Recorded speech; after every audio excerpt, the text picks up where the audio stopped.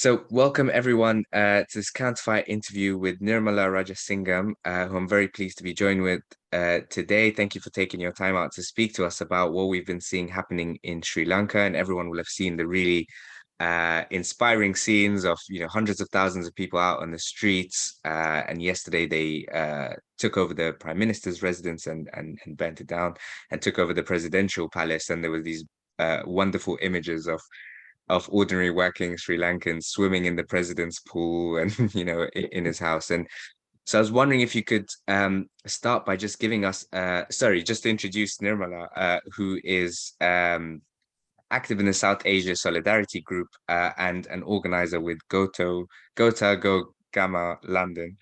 And if you could tell us a little bit about kind of what's been happening in Sri Lanka and what the background to these protests are. So thank you for having me, Shabbir.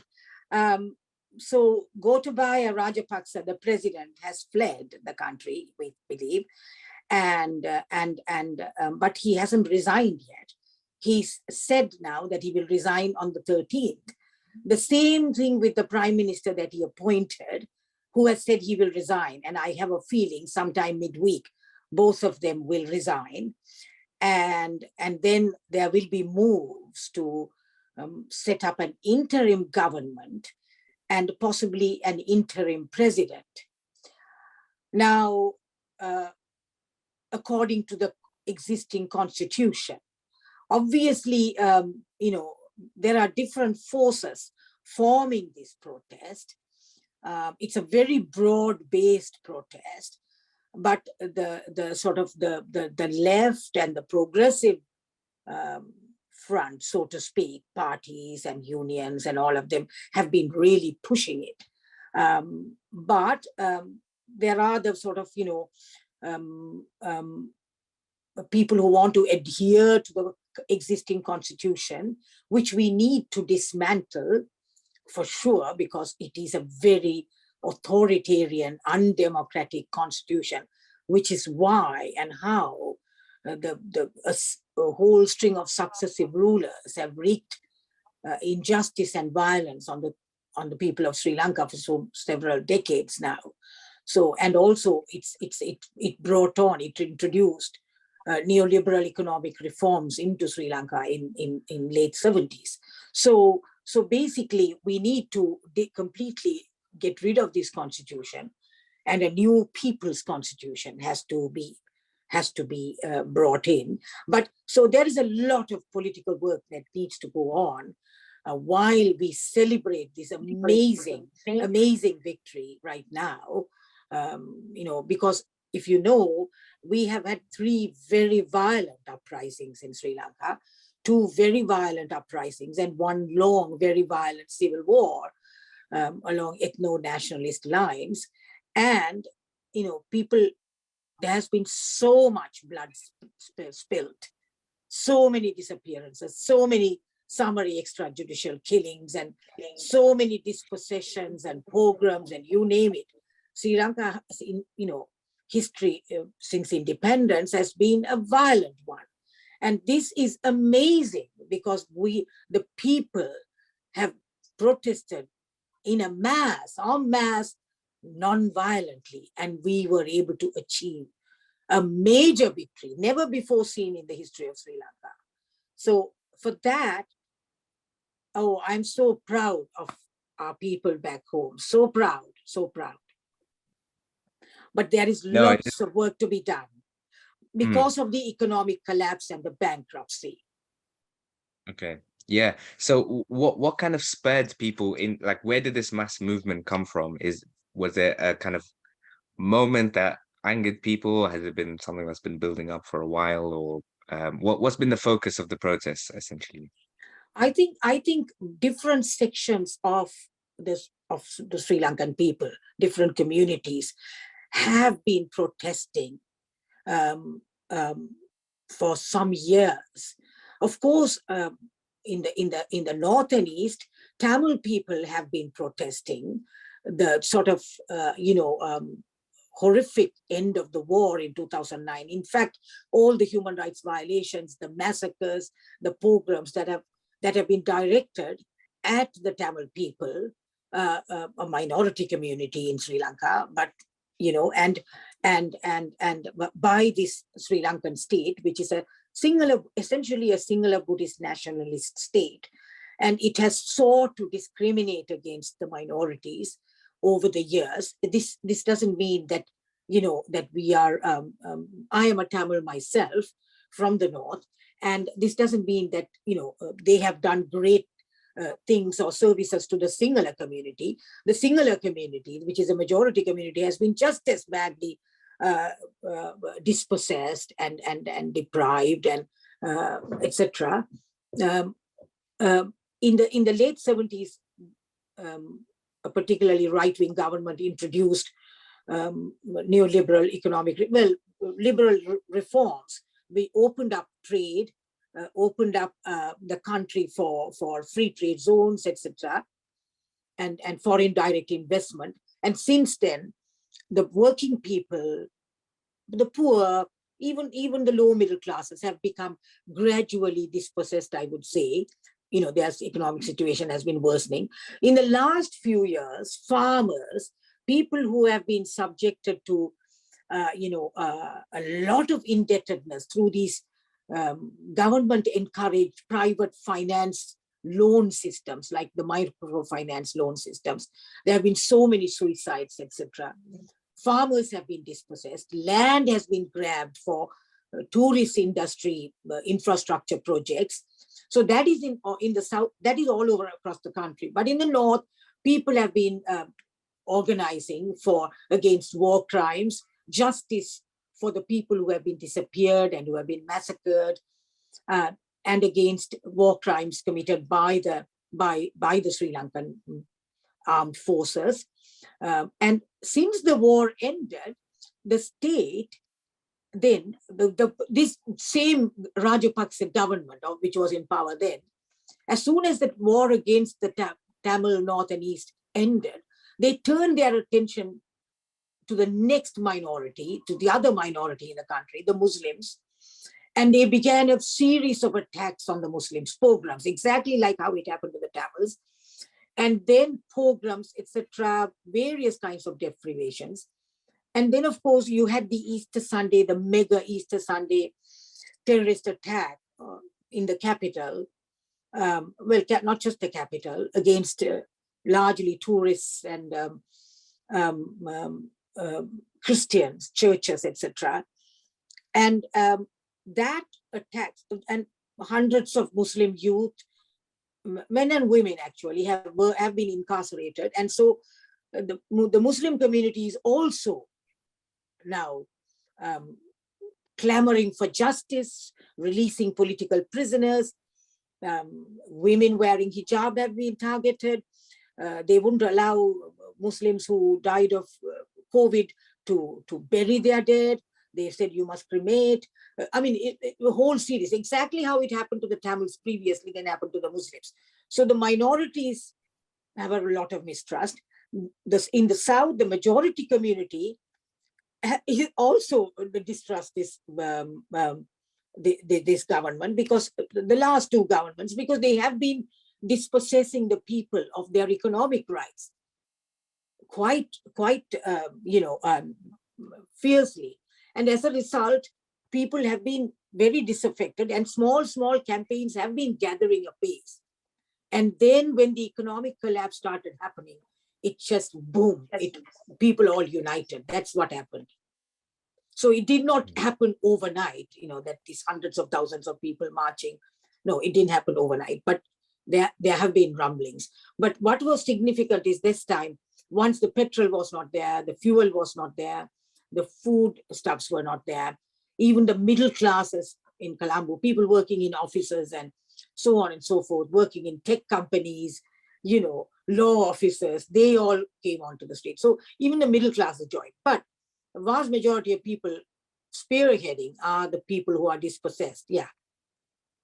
Okay. So that's very interesting. I know it's hard to maybe get a completely accurate sense, but as far as you can tell, like what is the kind of balance of forces in terms of the left and progressive movements in Sri Lanka, and the kind of, what demands do they have at the moment, and how much do you think they're resonating in terms of what happens next? Well, the left forces that I am aligned with, I mean, I give sort of um, critical support by and large. We are saying that we want a system change in the country. We want the constitution dismantled, completely a new people's constitution with a lot of accountability mechanisms built in. So people have a democratic oversight into the workings of government, because that is what happened. Once you have an authoritarian constitution, these leaders, these political rulers, they can do whatever they want. And the other thing is, and they want economic democratization and justice. Because even with all this economic collapse over the, it has been gathering a pace for the past few years. People predicted this economic collapse moment in Sri Lanka. Political economists, left economists actually predicted this moment several years ago, and now it has happened. So we want, and even during this whole process, new rich billionaires, rupee billionaires, and mega rich new people were coming on the scene. There is a huge amounts of wealth made by a class of super rich, which is what this neoliberal economic system engenders. You see, it creates at the top a new parasitic class that that just completely sucks in all the wealth of the country, the wealth that is created by the people of the country.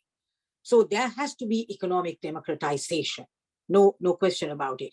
And the other thing is, right now, at the moment, we need to tax the rich. The taxation system is crazy in Sri Lanka. The super rich are not really taxed that well and properly. I mean, this is the case, in so many countries, I suppose. And therefore, and there has to be immediate relief given to the starving masses, because we are facing starvation, really. We have got rid of Gota, we have got rid of the president and the prime minister, hopefully, because they will hopefully on Wednesday, they will resign, as they told us. But we are faced with this huge problem of scarcity, food scarcity. Food security is down the drain. We Sri Lankans have had a relatively robust welfare state, which is a remarkable feature in the global south. Many countries would envy Sri Lanka's record on a welfare state safety net for the people. So our people are not used to this level of extreme poverty and scarcity and starvation, really. We have had free education, free healthcare, free education from preschool to the university education. We have had only state universities, and so all of that is under threat, because now, of course, we have liberal economists, more economists on the right, the rulers. Many of them feel that going to the IMF is the only solution, and they have gone to the IMF, and we know what that means. And the other thing is, one of the reasons for Sri Lanka's incredible indebtedness is that we have this huge sovereign bond debt, which apparently multiples, and the interest rate just multiples. And many of those sovereign bond debt giving, loan giving companies are in the West, including in Britain. So we are, we are being strangled by this debt. So the debt issue is another issue that we have to get together with other global South countries and demand globally,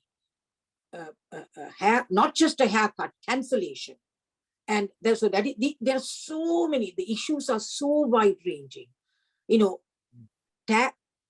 reorganizing our economy. We were self-sufficient in rice some years ago. Now we are importing rice. Rice is a staple of our people. Because once you liberalize trade, the imports went up, even for food, beyond exports. it was, it was neck and neck before. So, these rulers, as neoliberal economic reforms, get established, entrenched more and more, this is what happens. So we were feeding ourselves. Now we are an island. We have superb fish. We were exporting fish, but we are also importing fish now. I mean, can you imagine a more ludicrous situation? That is what these rulers have brought to us to. We, the people should not have to pay the debts created by these rulers, who in cahoots with, mega companies, multinational corporations and financial institutions have bankrupted the country. And now the people are expected to earn the wealth of the country and pay off all these debts. How is that just? How is that just? The people who create the wealth of the country are the poorest of people. They are very often, frequently women, women workers in the plantation sector, in the tea plantation sector, the most oppressed people. The hill country Tamils are the most oppressed economic group in Sri Lanka, the most deprived. And they earn a very significant portion of the country's foreign exchange. The garment factory workers in the free trade zones, they are so exploited and the conditions of work are so bad. They create a very significant portion of the country's wealth. And you wouldn't believe, a large number of women go abroad as domestic labor to the Middle East, to Malaysia, and to other countries like this. And their remittances form a significant part of our foreign exchange earnings. And then tourism. Of course, we also export spices, like cinnamon and all of that, but all those come below. So tourism has not, all these mega infrastructure projects that the Rajapaksa started, building hotels and towers and new airports and bridges and all this nonsense, was because they were focusing on building the tourist industry. But the tourist industry has not given us the dividends that we thought it would, partly because of the pandemic, but it's basically the nation's poor who earn the wealth, the working people who earn the wealth of the country. While some people, the parasitic class at the top, are reaping the benefits of it and have got us indebted. So all these questions have to be considered. The minorities, there has to be justice for minorities. We have to develop a composite Sri Lankan identity that is free of singular Buddhist nationalist hegemony.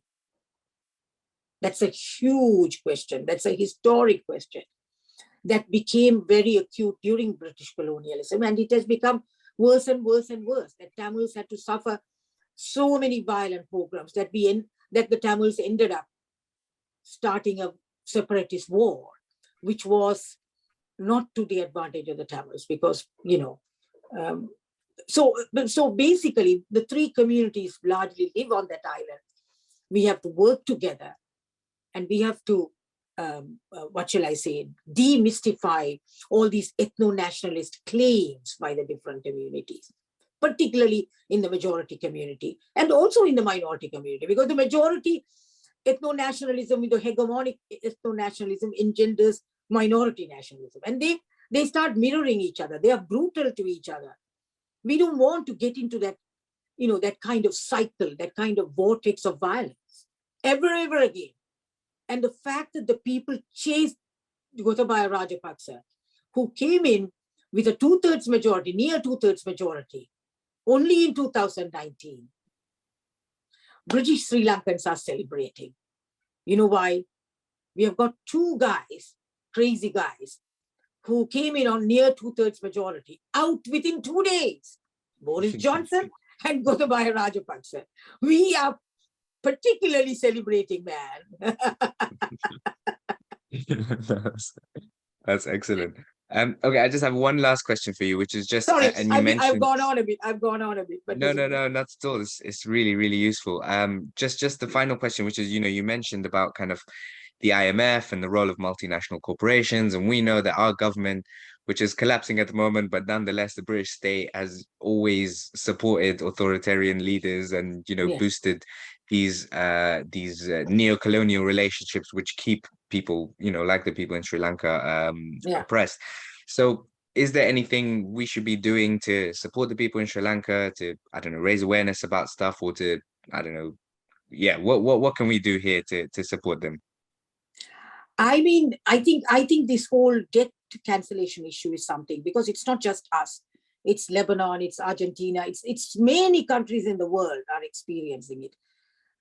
So I was talking to some left activists, and they were saying, and this is something, people living in Europe did nothing about this when Greece was going through it. One of our own European, just next door neighbors basically. But we have to think about it, because this means it affects millions and millions and millions of people in the globe, that these conglomerates and big financial institutions can hold the people of this planet to ransom, holding these debts over them, and that has to be, our debt is 55 billion pounds. It's really not a big amount when you see how much money these governments spend on weapons. When they prosecuted the Afghan war or the Iraq war, or the amount of stuff, the stuff that they earn, the profits that they earn from arms trade and all of that, it's really nothing. But anyway, so that is one thing. We, the GotaGoGama London, we'll have to change our name because Gota has gone now. But GotaGoGama London is a campsite. We started demonstrating quite regularly, once 2 weeks continuously for 2 weeks at Parliament Square in London. And now we are marching on the 17th. We had fixed the March date from Sri Lankan High Commission to Trafalgar Square. But this time the march will be different. It will be partly jubilant and celebration, but partly very serious, because there is so much work for us to do. Engage with us, the people in London. We want progressive groups in London to come to the march, talk to us.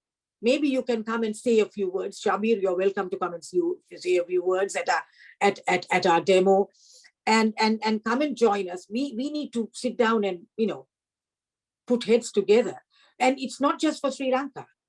You will see other countries in South Asia, in the Middle East, everywhere, starting to fall apart because of this. Because we have the same authoritarian governments who are pursuing the same economic policies that dispossess people.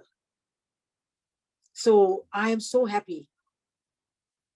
Yeah, absolutely. No, and I think everyone should get down on the 17th. I think it's so important to kind of visibly show solidarity, but also to recognize the role of our country in what's going on there, but also that it's the same processes, the same systems of exploitation that we face, and that we need to be building our own, movements against our government, and linking these things together. So thank you so much for joining us today and giving us that background. I think it's really important.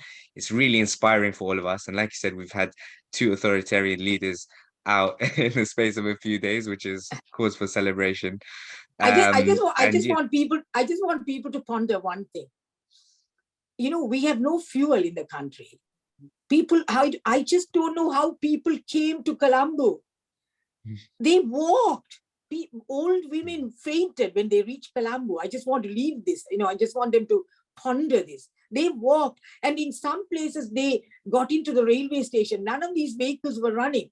They commandeered trains, and they arrived on the trains with people hanging from the trains into Colombo. They were determined to send Gota home. They were not willing to pussyfoot around anymore. Oh my God, I'm so proud. I'm so proud to be a Sri Lankan man. I'm telling you. It's absolutely amazing, definitely. Well, anyways, thank you very much, and we'll see you on the 17th, and all solidarity with you and the people of Sri Lanka. Yeah. Sunday, the 17th of July, at 1 assembly at 1 p.m. at Sri Lankan High Commission, Hyde Park Gardens, and march to Trafalgar Square. Thank you. Brilliant.